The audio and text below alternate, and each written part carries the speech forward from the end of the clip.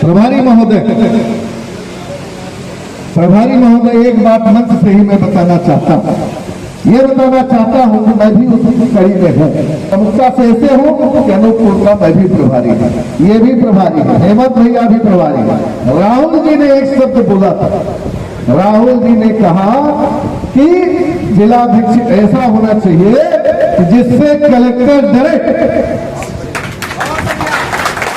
कहा था कि नहीं कहा था? जिससे कलेक्टर डरे। तो मैं आपको इस मंच के माध्यम से सीना ठोक करके कहना चाहता हूं, यही भर का कलेक्टर नहीं, रीवा का भी कलेक्टर जब जब जरूरत पड़ती है उसे डरना पड़ता है कि माऊगंज के लोग आजाद हैं। और यहाँ का एमसीआई का अगर एक छोटा सा भी कार्यकर्ता, यहाँ बाल कांग्रेस भी है जो कमलनाथ जी ने बनाया था, अगर बाल कांग्रेस भी ज्ञापन देने जाती है तो उसको भी कलेक्टर को निकलना पड़ता है, ज्ञापन लेना पड़ता है। ये मैं इस मंच के माध्यम से बताना चाहता हूँ। हो सकता है यहाँ पर कुछ लोग हमें न चाहने वाले भी बैठे हों, वो भी इस बात से सहमत हो या न हो, पर इसका पता आपको लगाना चाहिए। तो मेरा ये कहना है कि माऊगंज में आदत पड़ चुकी है कि जब तक कलेक्टर ज्ञापन नहीं लेता तो किसी को कोई संतोष होता ही नहीं है। तो यहाँ एक एक कार्यकर्ता इतना ताकतवर है वो कलेक्टर उससे डरता है। ये मैं दावे के साथ कहता हूं इस मंच के माध्यम से। तो मेरा आप सबसे अनुरोध है कि आप पूरी तरह से सृजन करिए, जो आपको बेहतर से बेहतर विकल्प मिले आपको यहाँ से निर्णय लेकर के जाना है।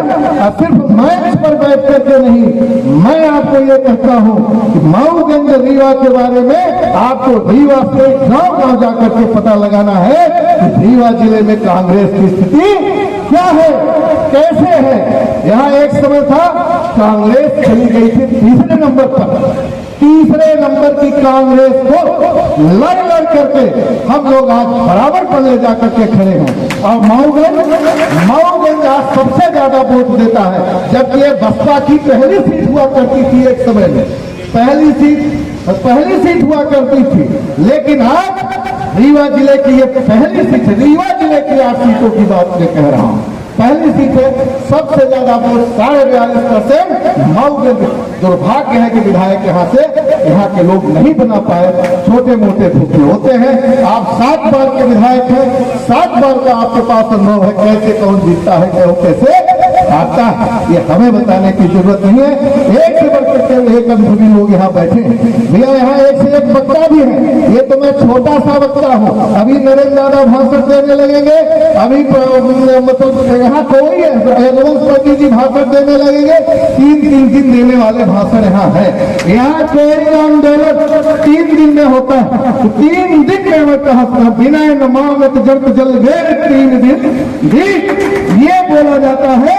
अगर 3 दिन में प्रशासन नहीं झुकेगा तो हम दरवाजा तोड़ देंगे और अंदर प्रवेश कर जाएंगे। ये मेरा आपसे कहना है। माऊगंज के लोग आंदोलन करते थे तो 18 जिलों की पुलिस रीवा में लगानी पड़ती थी प्रशासन को। मैं ये बताना चाहता हूँ, बाकी आप 1 to 1 जैसा भी आपको लेना हो वैसी जानकारी लीजिए, और जो आपको योग्य लगे उसको आप आगे बढ़ाइए। मैं इसमें कोई बोलने वाला नहीं हूँ, इसलिए कि मैं जब कांग्रेस 0 पर चली गई थी, अब ऐसे कांग्रेस को हम लोगों ने बराबर पर खड़ा किया, तो उसको हम लोगों को बढ़ाने की क्षमता ईश्वर ने दे रखी है, उसमें कोई किसी को संकोच नहीं है। तो आप सबसे भी अनुरोध है मेरा कि बेगुना में भी कार्यक्रम है, हनुमना में भी कार्यक्रम 20 तारीख को है। हर व्यक्ति अपनी बात खुल करके जो भी जिसको कहना है प्रभारी जैसा चाहे उस तरीके से करे। और मैं उम्मीद करता हूँ कि जैसी राहुल गांधी जी की मंशा है उस मंशा के अनुसार सही निर्णय करके आप यहाँ से जाएंगे। आने वाले समय में निश्चित रूप से कांग्रेस का परचम मध्य प्रदेश में लहराएगा, ऐसा मेरा आप सबसे अनुरोध है। बहुत बहुत धन्यवाद। खबर के स्पॉन्सर्स है Messrs Sitaram Rameshwar Prasad and sons Tata steel agency. अब नए पते पर बड़े हनुमान मंदिर गेट से अंदर कन्या स्कूल के सामने माऊगंज। टाटा और नेशन कंपनी की नालीदार चद्दर, कडोल पाइप, कंटीलेदार तार, जाली और पेंट मिलने का प्रतिष्ठित प्रतिष्ठान। Proprietor Sitaram Gupta. Mobile number 9179130220। Tata steel agency से ही ओरिजिनल मटेरियल खरीदें और स्कीम का सही लाभ प्राप्त करें।